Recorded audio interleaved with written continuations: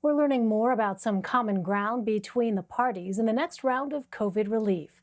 Today, Republican Senator Mitt Romney unveiled a plan to expand benefits to families with children, which could gain bipartisan support. The proposal would provide up to $3,000 per child each year to qualifying families. Democrats have called for increasing the child care tax credit for those struggling during the pandemic.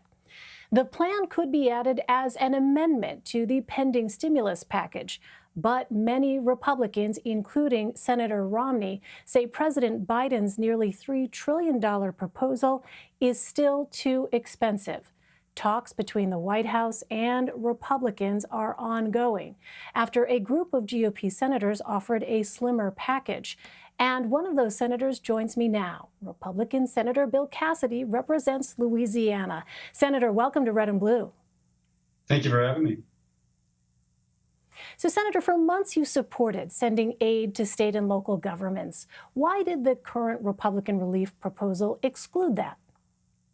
Well, what we can see from data put out by J.P. Morgan this past week, using information given by the states, is that the decline in revenue for states has been far less than was originally imagined. I want to say like 0.1 or 0.5%. I think 20 states, if I remember correctly, have an increase in revenue. For example, California up by 3.5%. Now, my state's down. We're 4.6% in the negative. I'm not underestimating that. But the politics of trying to get state aid when overall it's only down by less than a percentage point is difficult. You got to justify it, and it's difficult to justify when there's relatively few states who have been impacted. There may be a case on a local level, but that has to be looked at because some towns have done better than they did last year. So now New Orleans is hurt. It's a tourism town. Las Vegas is hurt, et cetera. But this needs to be looked at. But if you ask me why it's not included, it's because the politics of getting it through and the unevenness of it makes it probably not something we would lead with.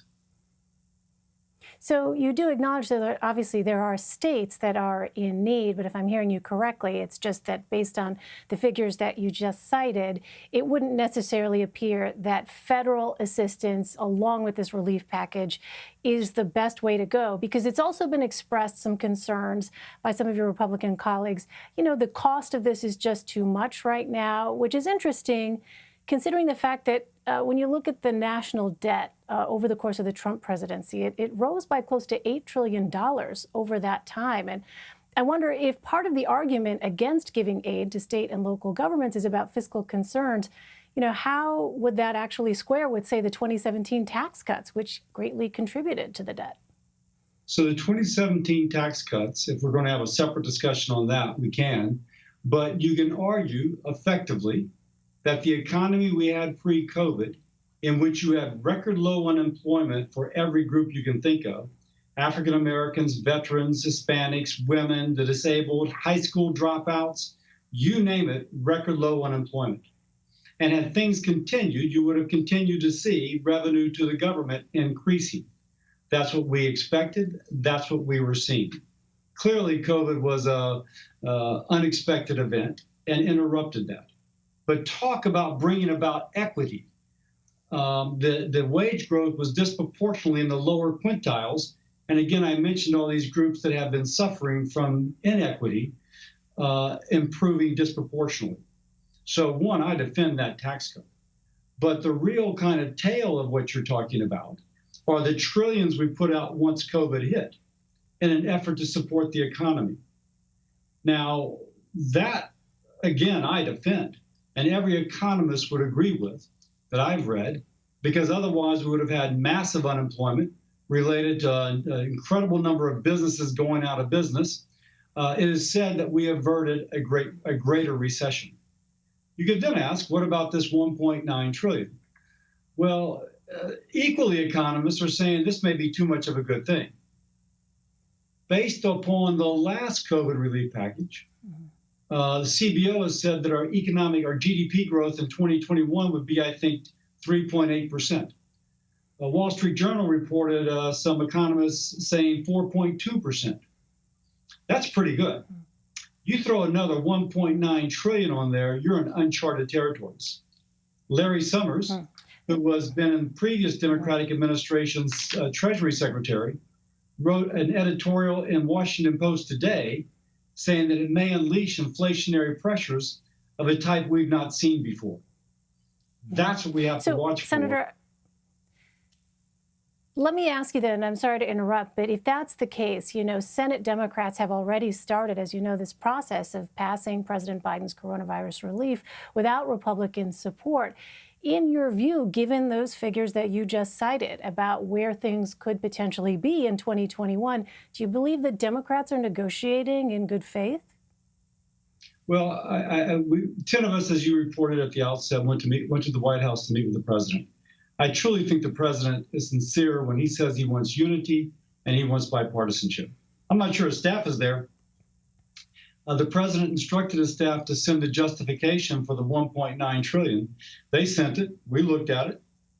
And frankly, I think the justification is lacking. I can speak specifically about education, which is what I focused on.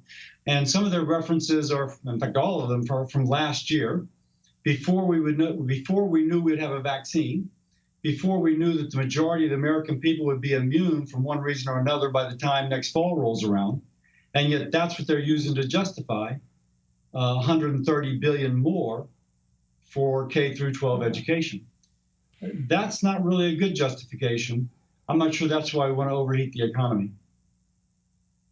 What do you think the effect will be if, in fact, things proceed here through reconciliation? Because Republicans passed the 2017 tax cuts without a single Democratic vote using that same process. Would you have an objection if Democrats used the very same process to pass a bigger aid package than what you and other Republicans want?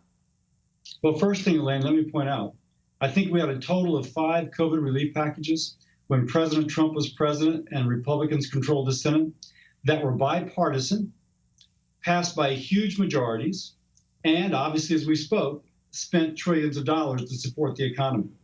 If there's something we can do on a bipartisan basis, it's COVID relief. What we did was tax reform. Now, the two parties have a different perspective on taxes. We want lower taxes, they want higher taxes. We think people should keep their money to stimulate the economy. They think the government should take it and kind of sprinkle it around where they think it's best to be used. So that's a philosophical difference. That's not COVID relief. On COVID relief, we've shown we can get bipartisan packages which meet the needs of the American people in a timely way. Our time is running short, Senator, but I do want to ask you about Georgia Republican Congresswoman Marjorie Taylor Greene. Quite simply, what do you see as her future role in the Republican Party? I can't speak for that, but I can say she doesn't represent the Republican Party. I think she's bad for the conservative movement. Now more than ever, we need a vibrant conservative movement, not someone who credibly believes that a Jewish family shot laser beams out of the sky to start California wildfires. We've got serious problems in our country.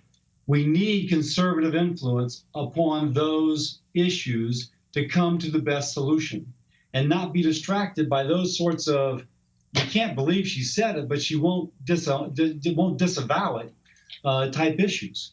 We need to be focused on what matters to our country, to the American people, and Ms. Greene is not part of that solution.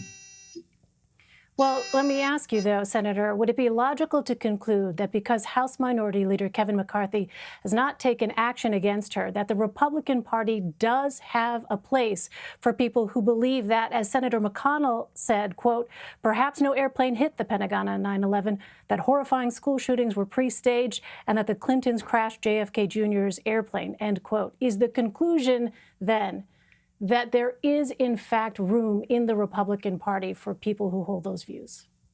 I think the term you used, the tent was big. My tent's not that big. Let me just say that.